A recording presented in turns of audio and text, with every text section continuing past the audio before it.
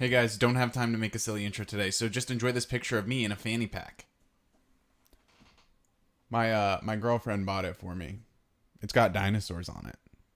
Hey guys, welcome back to Flipping Epic. I just want to say thank you so much for all the support the channel has been getting recently. I do apologize for missing Sunday's shipping guide video that was supposed to come out. Unfortunately, I have some floors going down right now. Well, fortunately, I have the floors going down finally because I've had nothing but subfloor in my house for the past month and a half. So the good news is we're starting to get the floors done, which means I have to move stuff around, which means the recording studio is a little bit messy right now. But I just wanted to take a quick second to say thank you for sticking around, guys. I appreciate it. So please excuse my dust while my house is going under construction. But this video today is going to be talking about retail arbitrage. I'm so excited to go over this subject because it's where I kind of got my reselling start, especially with Amazon. So we'll go ahead and talk about a couple things about retail arbitrage. I have a couple stores for us to go to, and we'll talk about that while we're going through the stores, and then you guys can kind of see what that world of things looks like if you have never been into retail arbitrage before, or if you're just getting into reselling, you'll be able to see what this world kind of looks like. Now, before I go any further, I'm sure some of you are like, what the heck is retail arbitrage? Retail arbitrage is a super simple concept. All you do is go into retail stores that already have things on sale or clearance, try and find them at a low enough price point where you can purchase them as a brand new item and resell them on Amazon or eBay. Typically for me, in my experience, eBay has not been so good for this type of thing, but more so Amazon. So if you ever had a thought that you might want to get into Amazon selling, now is the time. I definitely want to do an Amazon guide and telling you how to get started with that. So if you guys would like to see that video, please leave a like down below or a comment letting me know, or both, which would be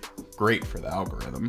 But if you can do either one of those or both, that'd be awesome. If you want to see more content like this, please subscribe, and let's go ahead and get right into today's retail arbitrage video. So in today's video, I went to two different stores. I went to a Target and a Walmart. I just wanted to see which one had a better clearance section and which one we could potentially make more money on. So I'm sure you're also asking yourself, well, what makes retail arbitrage better than thrifting at a thrift store? Thrift stores are usually discounted and a little bit cheaper than most actual retailers. While that's true most of the time, based on an MSRP of items, thrift stores don't always actually price everything accurately and can even be more than sometimes the clearance prices at other places. Holy Jesus. What is that? What the fuck is that? Oh!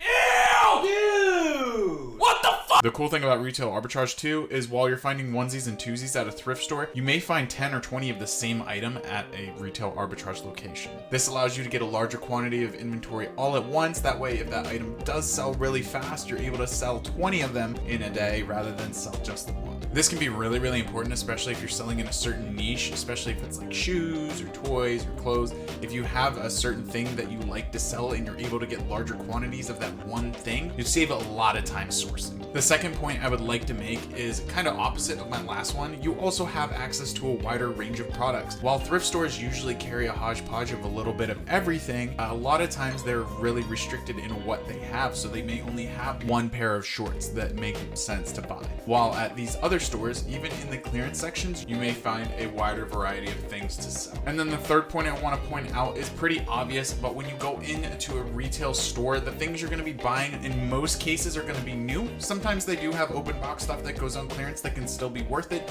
but typically the things you're finding are new with tags. While it's completely possible to find these type of things at thrift stores, they're far and few in between. Thrift stores are typically what people give away because it's used or they don't need it anymore because they bought something new to replace that item.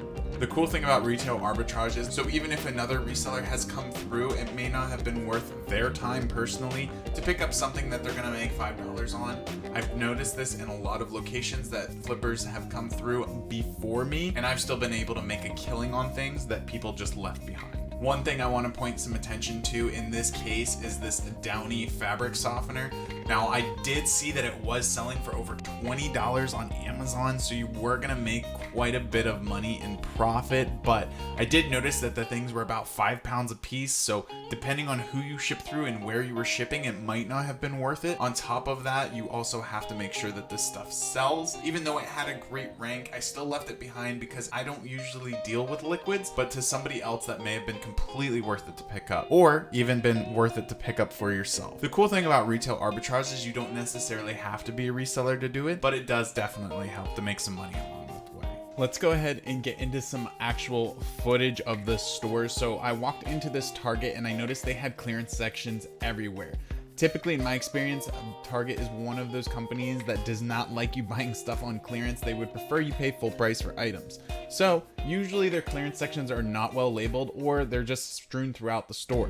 So you're gonna find clearance labels along with other items. It's good to keep an eye out even outside of the clearance sections for clearance type stuff. And upon checking these, a lot of them was like Crayola type stuff, creative. So if you have kids, a lot of this stuff was actually really good deals. One of the cool things I found was this Texas Instruments calculator. If you are in the reselling gang, if you know, you know, but reselling of Texas Instruments is probably one of the easiest items you can find, especially TI-84s. It's something that almost everybody has laying around their house if they've ever gone through any class like calculus or algebra. These graphing calculators hold their value so well and everybody uses them. So for a fact of the matter, they just sell so well and so fast that they're almost always worth a pickup. These unfortunately were not a good pickup for the resale value. As you can see on the screen here, the actual value of the item was just under the amount that you would want to make profit in my eyes. Some people might have picked them up though if they were going to sell them locally. That would still be a profitable option you have. I personally would rather sell stuff online than deal with anybody in public. But if you are in a bind or you're just getting started, your probably best bet is to get stuff locally that you're able to sell very quickly. One of the things that I thought that was going to sell really well would be this Dash popcorn maker. Novelty items like this always sell fast on Amazon and are usually going to sell for a premium over what you can get them for in the clearance prices. Unfortunately, the price and gap was not big enough here, so let's go ahead and move on to the next section. So I ended up in the toy section right by the Jurassic Park dinosaurs. And frankly, this is exactly what I'm talking about Target quote-unquote hiding their clearance. I usually don't find many clearance toys that are worth it on like the actual end caps, but among these aisles here where all the regular stuff is and they just have the little yellow tags showing that something is on clearance, that's where you're usually going to find anything that's like 70% off. That's what I talk about when Target is hiding their clearance. They want you to pay full price for items, or they want you to pay a higher clearance price, like 15% off, rather than paying the 70%. Typically, that's just my experience. I'm not bashing Target at all for this. I actually think it's a great business tactic, but I'm just letting you guys know this is what you need to be looking out for. Now, unfortunately, the only thing I did find was that Downy fabric softener that seemed to be worth it at the time, but I still left Target with a smile on my face because I knew that in the future, some of that stuff would be even lower and I would be able to pick it up at a better price to resell. One more thing that I'm going to recommend before we move on to the next store is make sure you download the Target Circle app. You join the program and register your phone number. Every time you check out, you can type in your phone number and you'll get 1% cash back. It's not really a lot of money, but at the same time, when you're spending thousands of dollars on inventory like I am, every little bit helps. Now I'm going to be going ahead and heading to the next store, but where exactly could I go that is the king of clearance, that I could have all the clearance things I could possibly want in one place? What's Gibby thinking about? Walmart. Now, first, I didn't think much of the clearance aisle I saw because there was so much stuff there. I was like, there's no way there's any good deals here, and I was right. So in the clearance aisle, there actually wasn't any deals. Now, I forgot to record the actual deals I did get. What is this, amateur hour?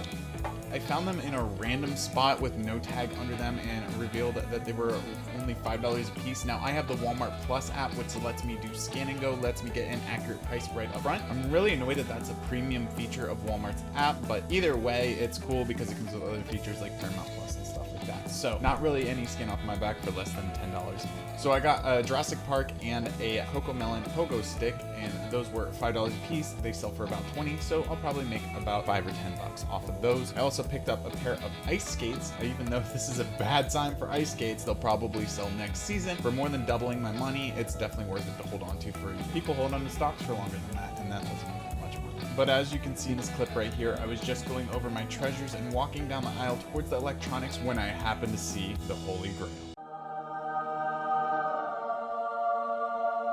So I did some research and looked them up, and they do sell through at about $180, so they were almost 50% off. So normally with smaller things, I try to shoot for a 55 to 75% off margin. That way I can save the most money, especially with shipping. The thing is, when you get to more expensive items, the smaller percentage is okay because you're still making a lot of money. Hello, I like money.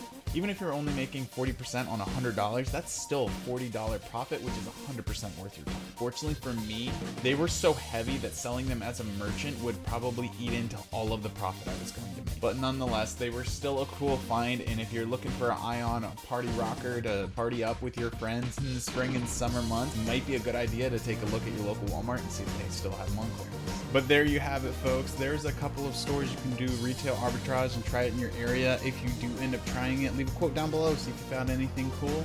I'd love to hear back from you guys and see if you guys like this method as a good source. I think I'm gonna do another video on this. I didn't get a good baseline, I don't think, for this video, so I'd like to do it again, and I've definitely found some good money in retail arbitrage, so hopefully I can come across some pretty good stuff soon. So I wish you all the best, and happy hunting, happy thrifting, happy retail arbitraging, and I'll see you guys in the next one.